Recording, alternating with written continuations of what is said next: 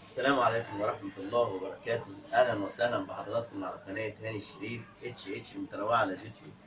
النهاردة حضراتكم إن شاء الله قبل ما أبدأ معاكم بشكركم بدعمكم حضراتكم للقناة واشتراككم معايا وتفعيل الجرس وتفعيل اللايك. النهاردة حضراتكم هنتكلم عن موضوع جديد، وإن شاء الله الموضوع ده هيفيد ناس كتيرة ويا رب يعجبكم الفيديو. بس قبل ما نخش على الموضوع إن شاء الله يا ريت حضراتكم تدعموني وتشتركوا معايا في القناه، تفعلوا الجرس وتضغطوا لايك لو اول مره حضراتكم تشرفوا.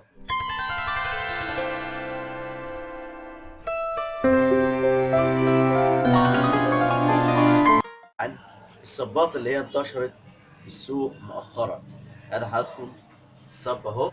الصب اللي هو الميكروفون الصغير اللي بيشتغل من عن طريق الفلاشه والكارت المميز.